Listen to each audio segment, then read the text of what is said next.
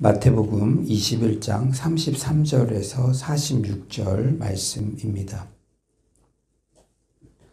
네, 다 찾으신 줄 믿고 저와 여러분이 한 절씩 교독하겠습니다.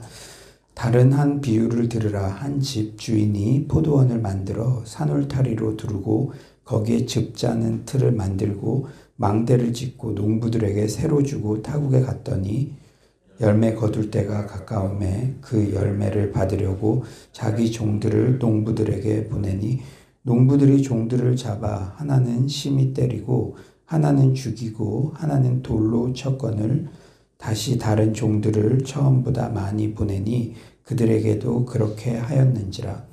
후에 자기 아들을 보내며 이르되 그들이 내 아들은 존대하리라 하였더니 농부들이 그 아들을 보고 서로 말하되 이는 상속자니 자 죽이고 그의 유산을 차지하자 하고 이에 잡아 포도원 밖에 내쫓아 죽였느니라.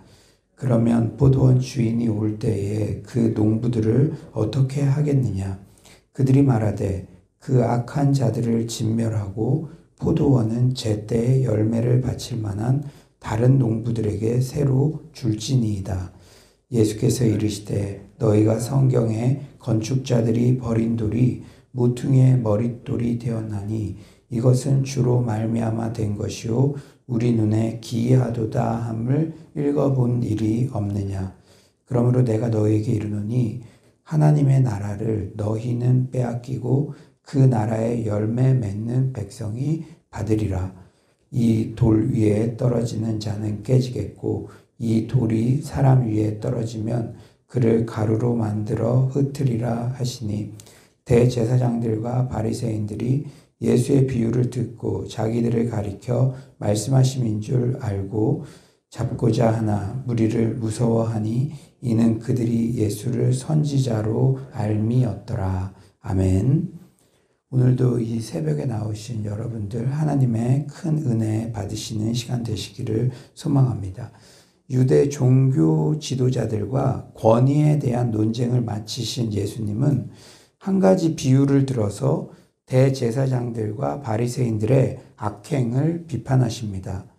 그것이 바로 포도원 농부 비유인데요. 여러분들 이런 비유들이 이제 예수님이 십자가를 지러 가시는 그러한 과정 가운데 이제 십자가 사건이 급박한 그러한 가운데 이러한 비유들을 하셨다는 사실을 여러분들이 이렇게 잘 파악해야 되죠.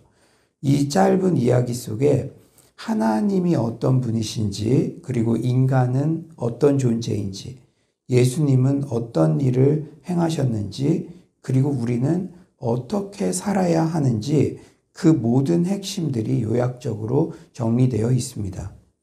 먼저 하나님은 어떤 분이십니까? 우리 33에서 34절 우리 한번 다 같이 온라인으로 들으시는 분들도 한번 읽어봅시다. 33에서 34절입니다. 시작. 다른 한 비유를 들으라. 한 집주인이 포도원을 만들어 산울타리로 두르고 거기에 즙 짜는 틀을 만들고 망대를 짓고 농부들에게 새로 주고 타국에 갔더니 열매 거둘 때가 가까움에 그 열매를 받으려고 자기 종들을 농부들에게 보내니 하나님은 천지 만물을 창조하신 분으로서 포도원을 만드신 주인으로 그렇게 묘사되고 있죠.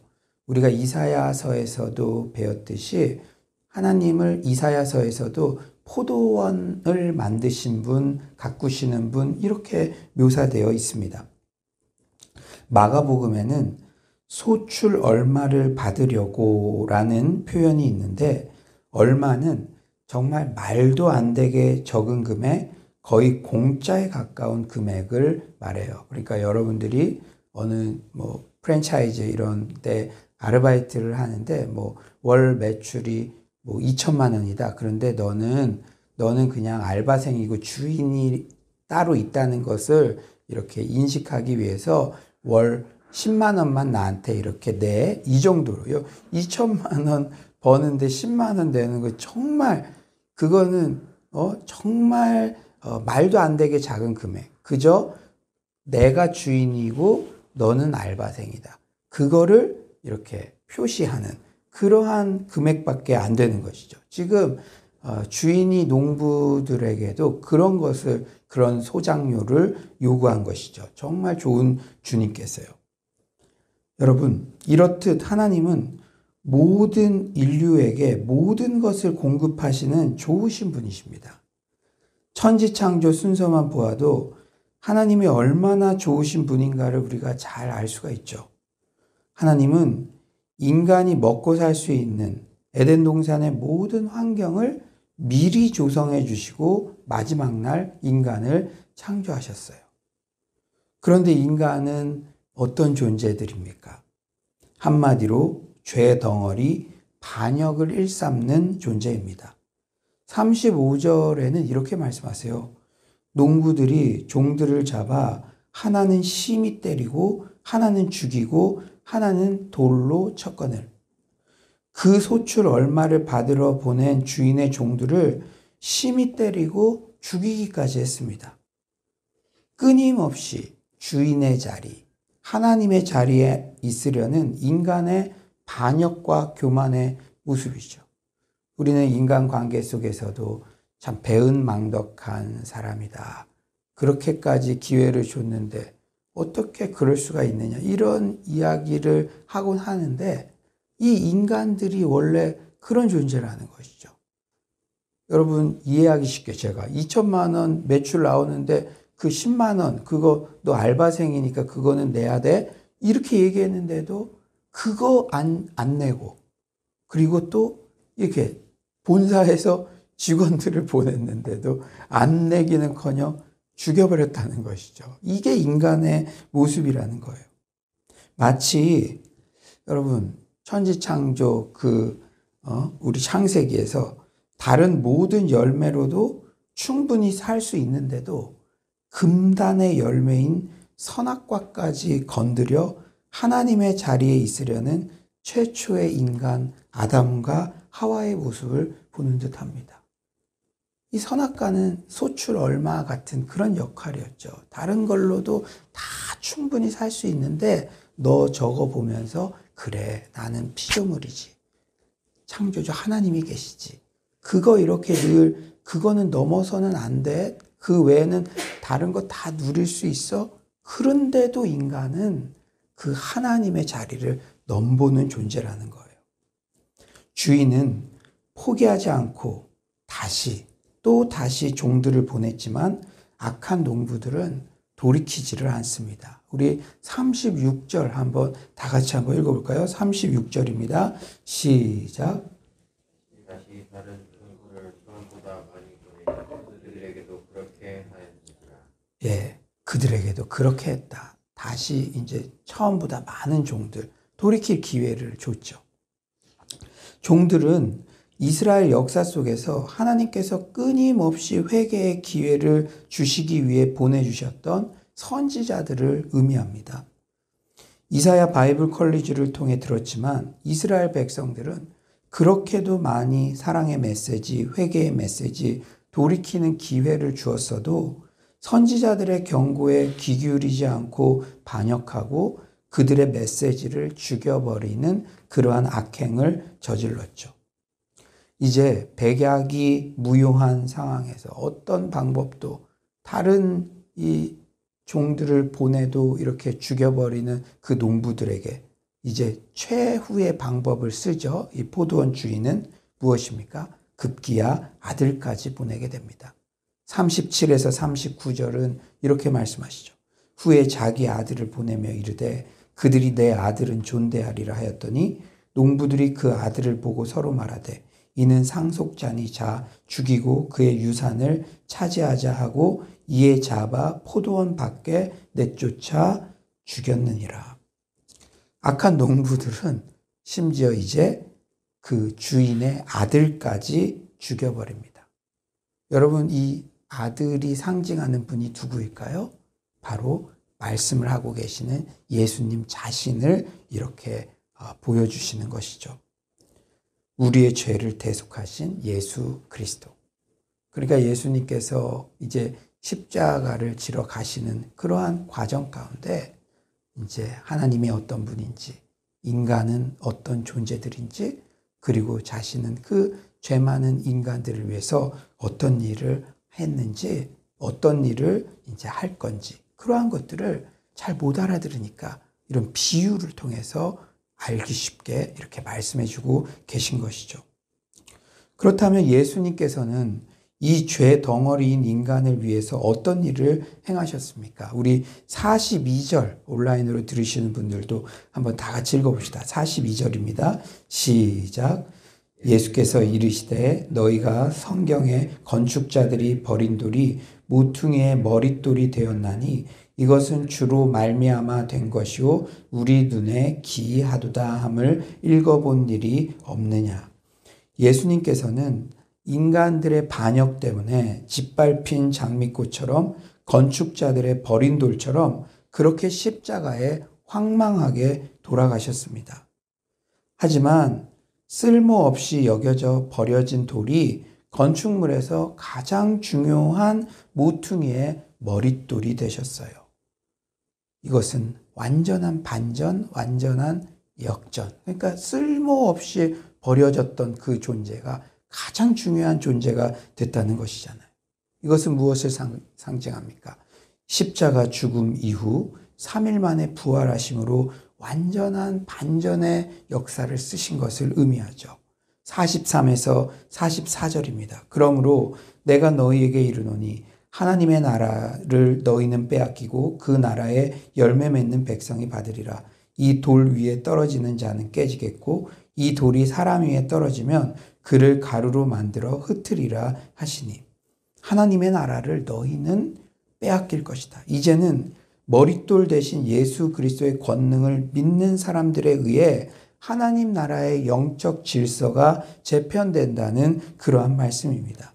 하나님의 말씀과 선지자들의 메시지를 끝까지 반역한 악한 종교 지도자들은 흩어져서 설 자리를 잃고 예수 그리스도를 신실하게 믿는 주의 제자들을 통해서 이스라엘 백성들을 인도하고 하나님 나라를 이루어 간다는 그러한 말씀입니다. 그렇다면 우리는 이제 어떻게 살아야 될까요? 먼저 하나님은 인내하시지만 심판의 날 또한 반드시 있다는 사실을 명심해야 됩니다. 인내하시지만 끝이 있다는 거예요. 사랑과 공의가 완전한 통합을 이루시는 분. 40에서 41절이죠. 그러면 포도원 주인이 올 때 그 농부들을 어떻게 하겠느냐?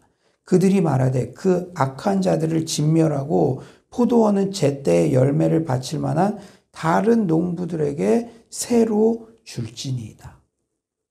여러분 명심하십시오. 하나님께서는요 계속 기회를 주시다. 우리 인생 가운데도 언제 또 고난의 트레이닝을 하십니까? 기회를 주시고 또 자발적으로 돌이키기를 원하시고 여러 가지 메시지들을 주시는데도 그때 마음을 가난하게 하고 마음을 낮춰서 돌이키지 않으면 영영 엇나갈 것 같으니까 고난이라는 선물을 통해서 트레이닝 시키시는 거죠. 아주 버리지 않으셨다는 그런 증거시죠. 그리고 더 궁극적으로는 우리가 회개할 기회를 얻는 것은 이 세상에 있을 때까지입니다.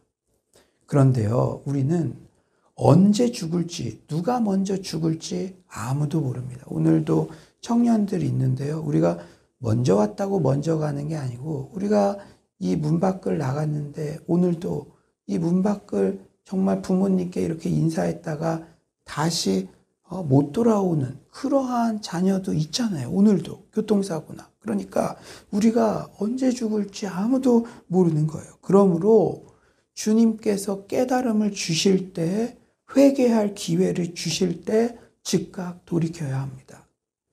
이렇게 여러 번 기회를 주고 아들까지 보냈는데도 돌이키지 않으면 주인이 올 때 죽음으로 맞는 개인적 종말 및 인류 전체의 종말, 주님의 재림의 날이 도래할 때 그때는 후회해도 소용이 없다는 것이죠.